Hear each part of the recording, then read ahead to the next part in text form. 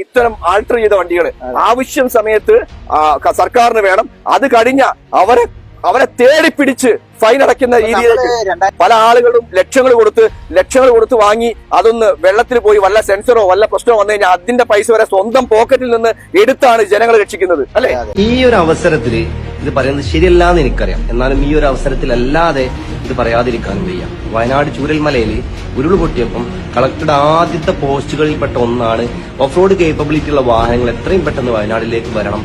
നിങ്ങൾ ഈ ചോദിക്കുന്ന പൈസ എന്നിട്ട് നിങ്ങൾ ചോദിക്കുന്ന ടാക്സുകൾ അടച്ചിട്ട് നമ്മൾ ഈ സാധനങ്ങളൊക്കെ ചെയ്തോളാം. എന്നിട്ട് നിങ്ങൾ നോക്കിയിട്ട് നിങ്ങൾക്ക് അംഗീകരിക്കപ്പെടുന്ന രീതിയിൽ ഇതിന് സർട്ടിഫിക്കേഷൻ തന്നാൽ മതി. മോട്ടോർ വെഹിക്കിൾ ഡിപ്പാർട്ട്മെന്റിനോട് സകല ബഹുമാനവും നിലനിർത്തിക്കൊണ്ട് ചോദിക്കുകയാണ്. ഇപ്പൊ എല്ലാ സംഘടനകളും ഒറ്റക്കെട്ടായിട്ടാണ് ഇതിനെ പ്രതിനിധീകരിക്കുന്നത്. അല്ലാതെ സർക്കാരുകൾ മാത്രം ഇരുന്ന് അടിച്ചുകൊണ്ടിരുന്ന കർണാടക അർജുൻ കുടുങ്ങിയ പോലെയാണ്. നമ്മുടെ കേരളത്തിലെ ജനങ്ങൾ ഒറ്റക്കെട്ടായതിന്റെ അടിസ്ഥാനത്തിലാണ് ഈ സംഭവങ്ങളൊക്കെ വിജയിക്കുന്നത്. അല്ല സർക്കാരിന്റെ മാത്രം പ്രവൃത്തി കൊണ്ടല്ല, ജനങ്ങൾ ഓരോന്നായിട്ട് ഇറങ്ങിത്തിരിക്കുകയാണ്. എങ്ങനെ ഞങ്ങളുടെ സഹോദരന്മാരാണ്, ഞങ്ങളുടെ മക്കളാണ്, ഞങ്ങളുടെ അമ്മമാരാണ്, ഞങ്ങളുടെ പെങ്ങന്മാരാണ് എന്ന് പറഞ്ഞ് ആൾട്ടർ ചെയ്ത വണ്ടികൾക്കൊക്കെ MVDന്റെ എന്തിനാണ് ഇങ്ങനെ കൊള്ളയടിക്കുന്നത് എന്നാണ് എനിക്ക് മനസ്സിലാവാത്തത്. ഇവരെ കൊണ്ട് ഒരു നാൾ ഉപകാരം ഉണ്ടാവും എന്ന് വെച്ച് ഈ ഒരു സംഭവം നിയമം കുറച്ചൊക്കെ മാറ്റങ്ങൾ വരുത്തി കഴിഞ്ഞാൽ വയനാട്ടിലെ മേപ്പാടിയിൽ നിന്നും പോത്തുകല്ലിലേക്ക് ഒരു റോഡ് ഉണ്ടല്ലോ, ആ റോഡ് ശരിക്കും 9 കിലോമീറ്റർ മാത്രമാണ്, വെറും 9 കിലോമീറ്റർ മാത്രമാണ് റെഡിയാക്കേണ്ടത്. 9 കിലോമീറ്റർ എത്ര പെട്ടെന്ന് ഈ ശവശരീരത്തിലൊക്കെ ഇവിടെ എത്തിയെന്നല്ല ഞാൻ ആലോചിക്കുന്നത്. ഈ ഉരുൾപൊട്ടലിന്റെ പ്രശ്നങ്ങളൊക്കെ കഴിഞ്ഞ് അവരുടെ ആവശ്യം കഴിഞ്ഞു അതാ നല്ലതല്ലേ. ഈ സത്യത്തില് ഇവരെ പോലുള്ള ആളുകളാണ് ഏറ്റവും കൂടുതൽ ഈ സമയത്ത് വർക്ക് ചെയ്യുന്നത് അല്ലെ. ഈ MVD എന്ന് പറയുന്ന ആളുകളുണ്ടല്ലോ, ഇവർക്ക് ഒരു മനസാക്ഷി ഇല്ലാത്ത ആളുകളാണെന്ന് ഞാൻ പറയും. കാര്യം എന്താ വെച്ചാൽ സ്വന്തം അമ്മ മരിച്ചു കിടക്കാന്ന് പറഞ്ഞാൽ ഫൈൻ കെട്ടിയിട്ട് പോയാൽ മതി എന്ന് പറയാം. MVD ആണ് ഇപ്പോൾ ഉള്ളത്. മാഹിന്ന് പെട്രോൾ വാങ്ങിക്കൊണ്ടാൽ എങ്ങനെ മാഹി എന്ന് പെട്രോൾ എഴുതിയിട്ടുണ്ടെങ്കിൽ ആ പെട്രോളിന് MVD ചാർജ് ചെയ്യും. അത് ശരിക്കും പെട്രോളിനെങ്ങാനും പണ്ട് കെറോസിന് മദ്യം വാങ്ങിയിട്ട് മാഹിയിൽ നിന്ന് നമ്മൾ എന്ത് ചെയ്യണു, കേരള ബോർഡറിലേക്ക് കടക്കുന്നു. എക്സാമ്പിളാ പറയുന്നത്. ഈ മദ്യം വാങ്ങി കേരള ബോർഡറിലേക്ക് കടന്നു കഴിഞ്ഞാൽ മാഹിന്റെ പുറത്ത് വന്ന് കേരളത്തിലായി കഴിഞ്ഞാൽ അവന്റെ വണ്ടി അടക്കം സീസ് ചെയ്യും. നിങ്ങൾ അവിടെ നിന്ന് വാങ്ങരുത്, ഞങ്ങളെ കൊള്ളയടിക്ക് നിങ്ങൾ കൂട്ടു നിൽക്കണം. അതായത് 1000 രൂപയുടെ സാധനം അവിടെ 500 രൂപ കിട്ടി കഴിഞ്ഞാൽ 500 രൂപക്ക് നിങ്ങൾ അവിടെ വാങ്ങരുത്. ഇത് ഇന്ത്യയിൽ നിന്ന് വാങ്ങുന്നതല്ല. നിങ്ങളൊരു കാര്യം ചെയ്യണം, കേരളത്തിൽ വന്ന് നിങ്ങളൊരു കാര്യം 500 രൂപ കൂട്ടി ഞങ്ങളെ സഹായിക്കൂ എന്ന് പറഞ്ഞിട്ടാണ്. ഞാൻ കേരളത്തിന് കുറ്റം പറയുന്നല്ല, തലതിരിഞ്ഞ നിയമങ്ങൾ ശരിക്കും ചോദ്യം ചെയ്യപ്പെടേണ്ടത് തന്നെയാണ്.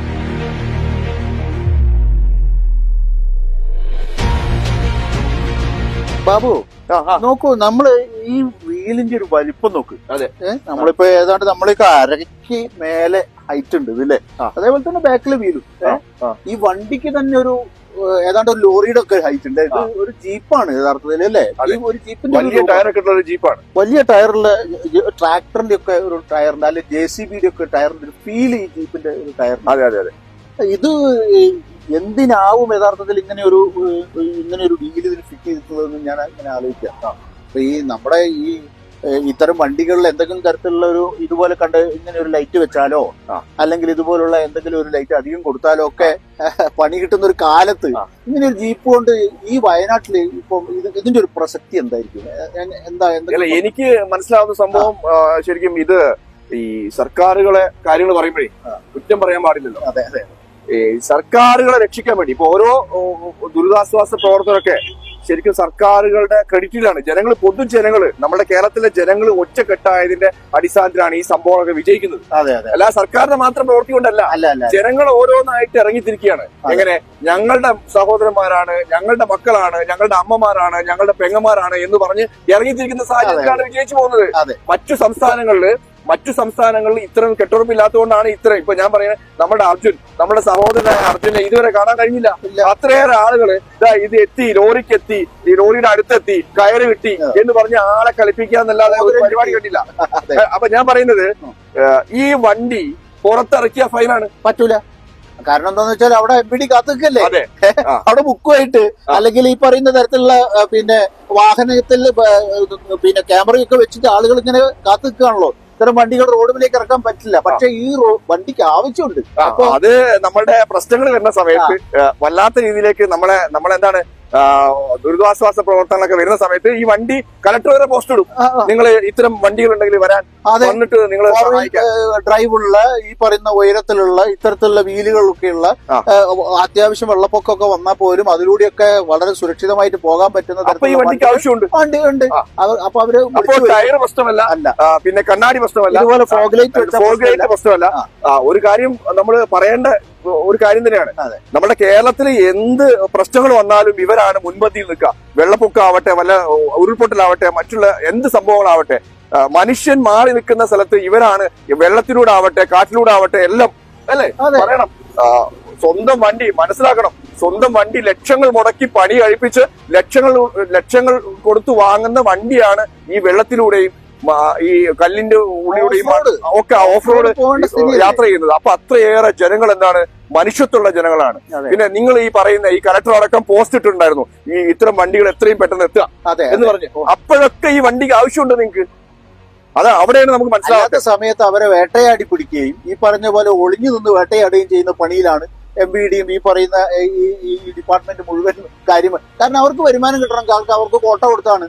വിനോട്ട, ഞാനിപ്പോ അടുത്ത് ഒരു ചെക്കിംഗ് കാണുണ്ടായി, ഒരു വല്ലാത്ത ദയനീയാവസ്ഥ കണ്ടു. കാര്യം എന്താ വെച്ചാൽ ചെറിയ ലൈറ്റാണ്, ചെറിയ ലൈറ്റ്. അതായത് അവൻ പറയുന്നതിന് വളരെ റീസൺ ആയിട്ടുള്ള കാര്യം എന്താ വെച്ചാൽ വല്ല മഴ എങ്ങാനും വന്നാൽ ഇത് ഇടാനാണ് 1500 രൂപയാണ് MVD ഫൈൻ ഇട്ടത്. ഒന്ന് മനസ്സിലാക്കണം.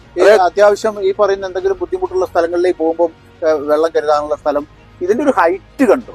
അല്ല, ഞാൻ പറയുന്നത് ഇതൊക്കെ നമ്മളുടെ ഷോക്ക് മാത്രമാണ്. അതായത് ഇവിടുന്ന് നോക്കിയോ, ഇത് കഴിഞ്ഞ് ഈ ഉരുൾപൊട്ടലിന്റെ പ്രശ്നങ്ങളൊക്കെ കഴിഞ്ഞ് അവരുടെ ആവശ്യം കഴിഞ്ഞു. അതാ നല്ലതല്ലേ. ഈ സത്യത്തില് ഇവരെ പോലുള്ള ആളുകളാണ് ഏറ്റവും കൂടുതൽ ഈ സമയത്ത് വർക്ക് ചെയ്യുന്നത് അല്ലെ. ശരിക്കും എനിക്ക് സങ്കടം തോന്നാറുണ്ട്. ഒരു വീഡിയോ കണ്ടതിന്റെ അടിസ്ഥാനത്തിലാണ് ശരിക്കും ഞങ്ങൾ ഈ വീഡിയോ ചെയ്യുന്നത്. അതായത് ഞങ്ങൾക്ക് എക്സ്ട്രാ ഫിറ്റിംഗിന് ടാക്സ് കിട്ടുന്നുണ്ട്, എക്സ്ട്രാ ഫിറ്റിംഗിന് പൈസ കൊടുക്കുന്നുണ്ട്. ഞങ്ങൾ ഞങ്ങൾക്ക് വേണ്ടി ഒരു നിയമം തരൂ എന്നുള്ള വീഡിയോ ഉണ്ട്. അതായത് അത് കെഞ്ചുന്നതാണ്, ഞങ്ങൾക്ക് വേണ്ടി ഒരു നിയമം നിങ്ങൾ ഉണ്ടാക്ക്, അല്ലെങ്കിൽ എന്തെങ്കിലും നിയമത്തിൽ ഭേദഗതി വരുത്ത്.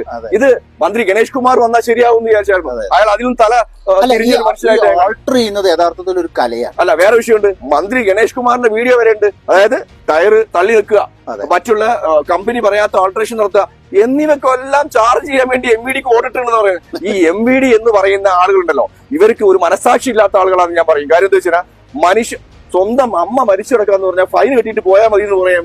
MVD ആണ് ഇപ്പോൾ ഉള്ളത്. പറയുന്നത് മനസ്സിലാക്കാം. നമ്മളുടെ പൈസ കൊടുത്ത് നമ്മൾ അഡീഷണൽ വല്ല സാധനം വാങ്ങി ഫിറ്റ് ചെയ്ത് അതിന് ടാക്സ്, ഗവൺമെന്റ് ടാക്സ് എടുത്ത് ആ ഗവൺമെന്റ് ടാക്സ് എടുത്തതിന് പുറത്തിറക്കാൻ കഴിയുന്നില്ല. അപ്പൊ ഈ മാഹിന്ന് പെട്രോൾ അടിച്ചു വന്നതല്ലേ, മാഹിന്ന് അതിന്റെ കാര്യം പറയണ്ട. അതായത് മാഹിന്ന് കള്ള് വാങ്ങിച്ചു കൊടുത്താൽ പിടിക്കും, ഉറപ്പായിട്ട് പിടിക്കും. എല്ലാവർക്കും അറിയാലേ മാഹിന്ന് മാഹി ഇന്ത്യയിലല്ലേ എന്നാണ് എന്റെ ചോദ്യം. മാഹിന്ന് പെട്രോൾ വാങ്ങിക്കൊടുന്നാൽ എങ്ങനെ മാഹി എന്ന് പെട്രോൾ എഴുതിയിട്ടുണ്ടെങ്കിൽ ആ പെട്രോളിന് MVD ചാർജ് ചെയ്യും. അതെ.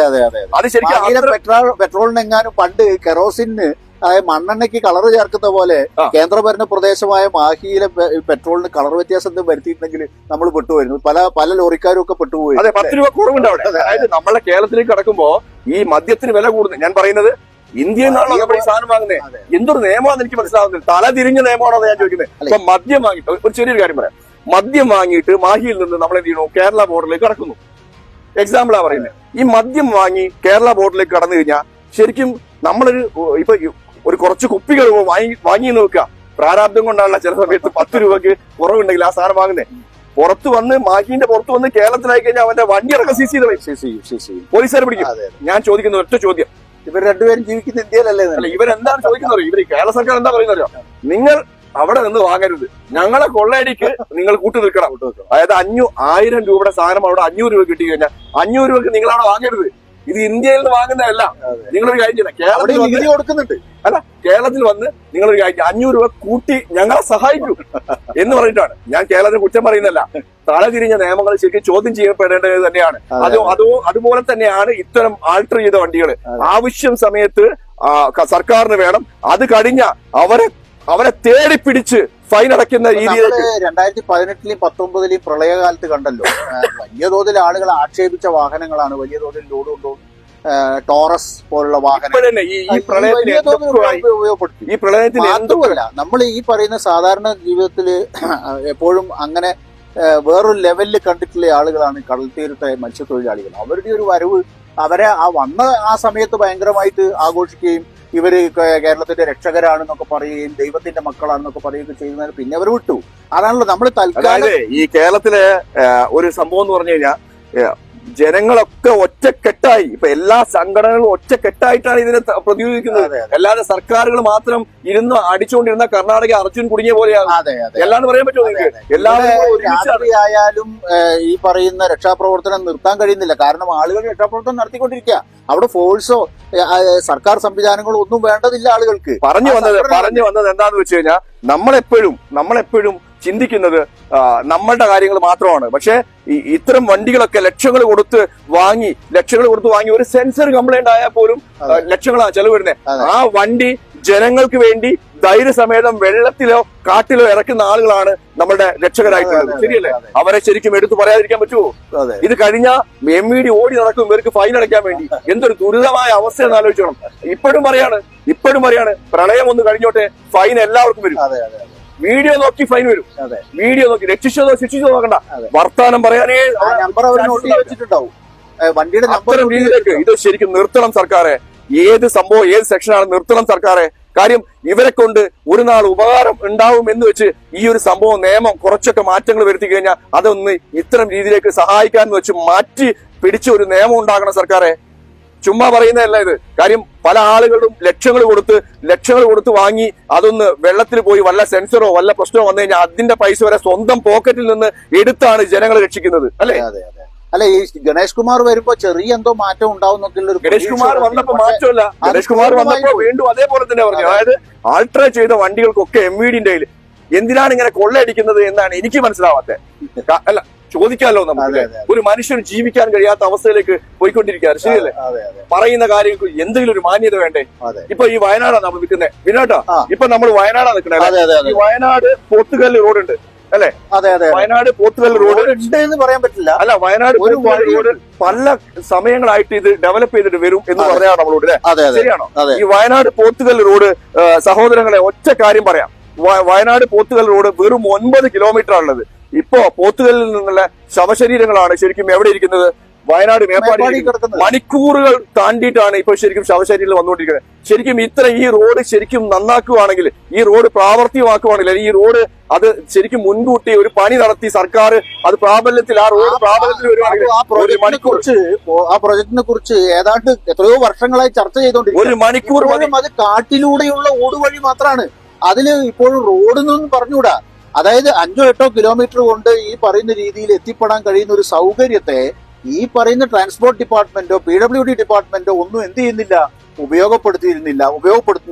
ഉപയോഗപ്പെടുത്തിയിരുന്നെങ്കിൽ ഇത്രയും ചുറ്റി വളഞ്ഞ് വയനാട്ടിൽ നിന്നും പോത്തുകല്ലിലേക്ക് ആകെ 9 കിലോമീറ്റർ റോഡ് പോലും ശരിയാക്കാൻ കഴിയാത്ത സർക്കാരുകളോട് ഇതൊക്കെയാണ് ശരിക്കും എടുത്തു കാണിക്കേണ്ടത്. കാര്യം നിങ്ങൾ ഈ ആൾട്ടർ ചെയ്ത വണ്ടിക്ക് ഫൈൻ ഇടാൻ നടക്കുമ്പോ ഇതൊക്കെ ഒന്ന് ചെയ്തുകൂടെ നിങ്ങൾക്ക്? വെറും 9 കിലോമീറ്റർ ഉണ്ടായിരുന്ന ഒരു റോഡ് റെഡിയാക്കാൻ നിങ്ങൾക്ക് കഴിയുന്നില്ലേ? അപ്പോ ദൈവത്തോർത്ത് പറയാണ്, ഇവരെ നിങ്ങൾ ഇത്തരം രീതിയിലേക്ക് സഹായിക്കുന്ന, ഇത്തരം രീതിയിലേക്ക് കഷ്ടപ്പെടില്ലേ, സ്വന്തം മുതൽ വെച്ച് നശിപ്പിക്കാൻ വേണ്ടി നശിച്ചാലും വേണ്ടില്ല, സ്വന്തം മുതൽ നശിച്ചാലും വേണ്ടില്ല എന്ന് പറയുന്ന അത്രയും ഈ റെസ്ക്യൂ സർവീസുകാരൊക്കെ ശരിക്കും നിങ്ങളെ ഇനി ഇങ്ങനെ വേട്ടയാടരുത്. കാര്യം ഇത് ഞങ്ങളുടെ രോധനം കൊണ്ട് പറയുന്ന അല്ലെ?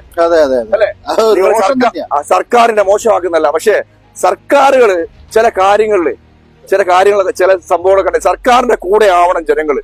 ആ സർക്കാരിന്റെ കൂടെ ജനങ്ങൾ ഉണ്ടെങ്കിൽ എല്ലാ സംഭവവും നടക്കും. ഇവിടുത്തെ വീണ്ടും എടുത്തു പറയാണ്, സർക്കാരിനോടൊപ്പം ജനങ്ങൾ ഒറ്റക്കെട്ടായി നിന്നതിന്റെ ഒരു പ്രതിഫലനാണ് ശരിക്കും എത്രയും പെട്ടെന്ന് ഇത്രയും ആളുകളെ തിരിച്ചെടുക്കാനും ഇത്തരം ലെവലിലേക്ക് ഈ ദുരിതാശ്വാസ സർവീസൊക്കെ ഇത്തരം ലെവലിലേക്ക് സ്മൂത്ത് ആയത് അല്ലെ? അപ്പോ സർക്കാരിനെ കുറ്റം പറയല്ല, ഒരിക്കലും അങ്ങനെ വിചാരിക്കേണ്ട.